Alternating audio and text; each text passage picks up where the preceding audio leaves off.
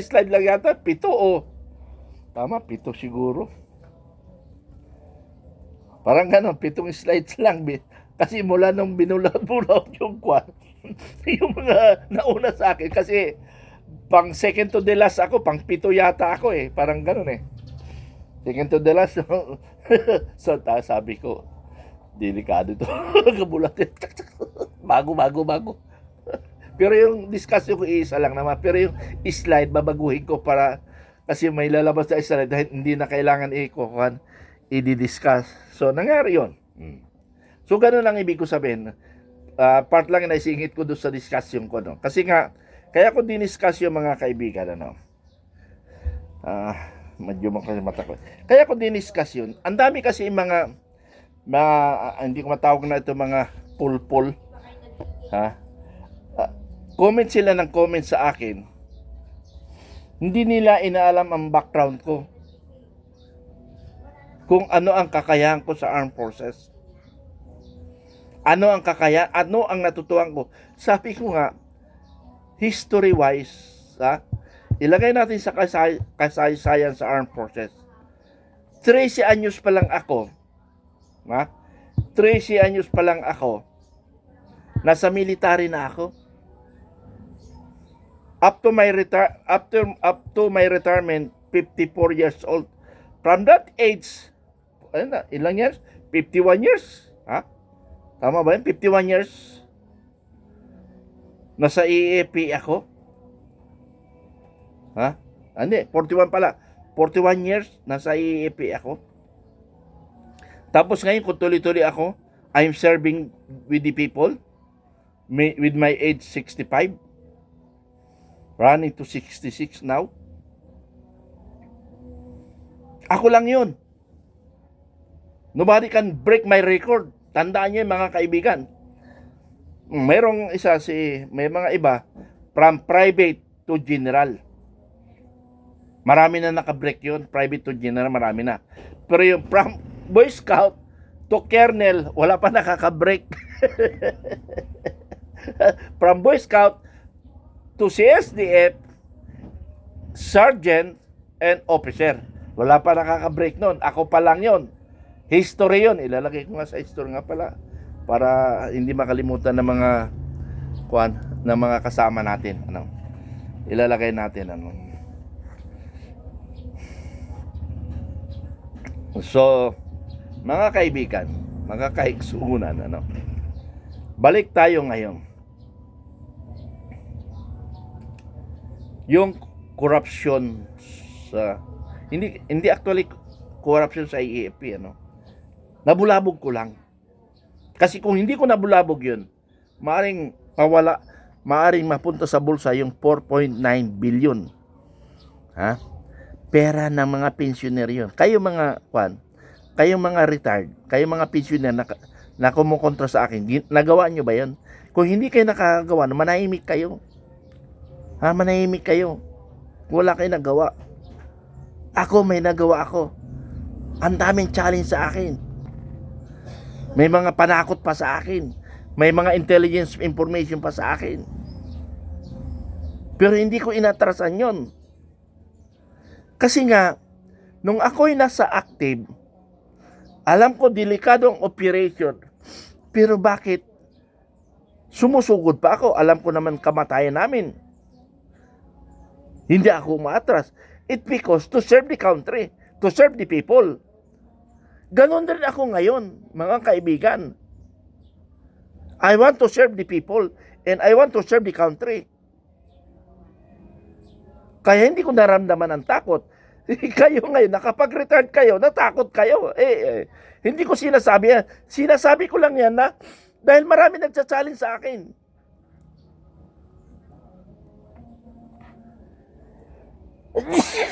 Marami nagsasabi sa akin na naduduwag ako. What I mean, na bakit ganun ako? Kasi nga dala-dala ko nga ang bayad. Kayo, dalang niyo ba? Nag-retired na lang kayo eh. Okay lang kung sabi ko nga, there's a pensioner na ito yung gusto nila. Ano yung gusto nila? Magpahinga, enjoy with the family. Yun ang gusto nila eh. Oh, di ba? Or ayaw na lang makialam because masasaktan niya yung mga kasama niya. So, okay yun. Or natakot kayo. Alin kayo doon? Yung nagpahinga lang kayo, pero yung tapang nyo hindi nawawala. Ayaw nyo na makialam eh.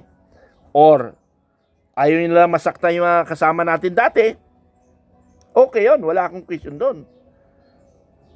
Now, ako, yung mahal ko kasi bayan. Hindi politika, hindi barkada.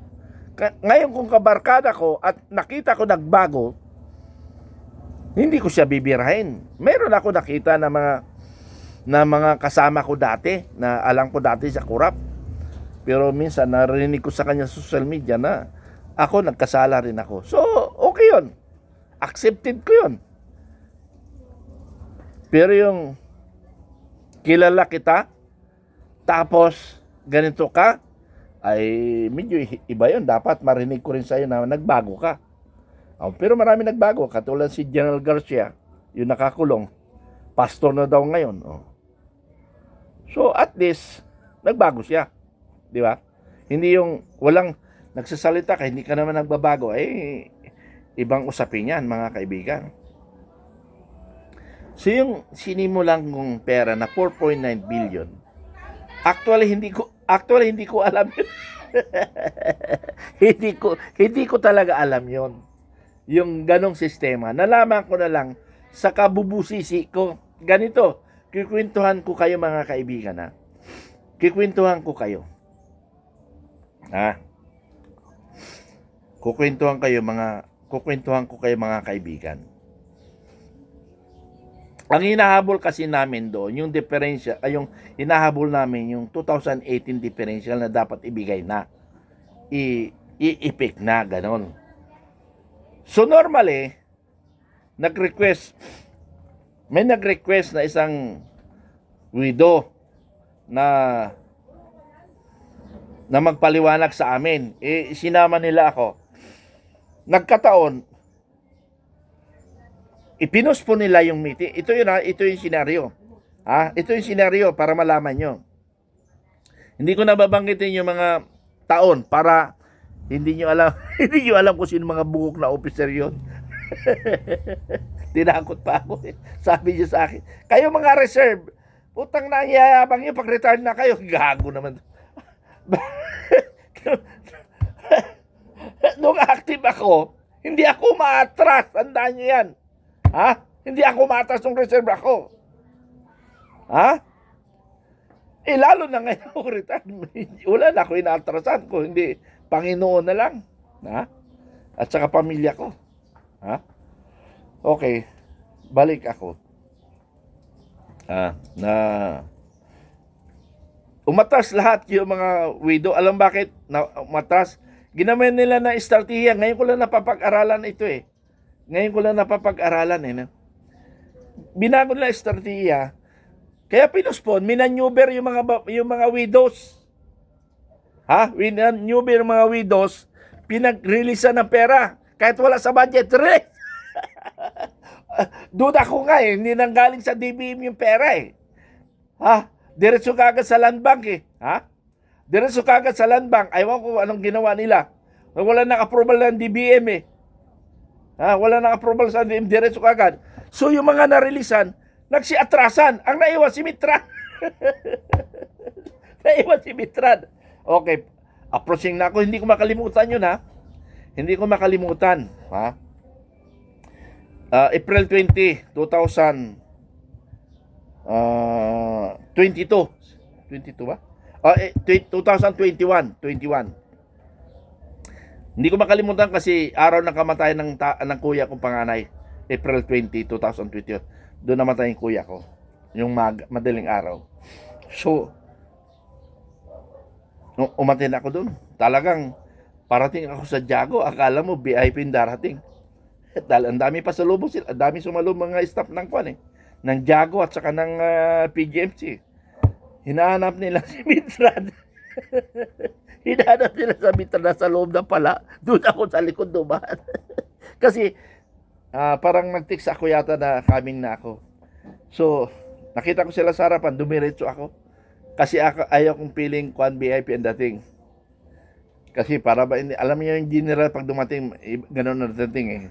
Ang ginawa ko, dumiretso ako, umikot ako sa likod. Sa likod ako dumaan. Hinanap nila, doon na pala sa loob si Mitran. So, bago kami nag-start, binawalan ako mag-video.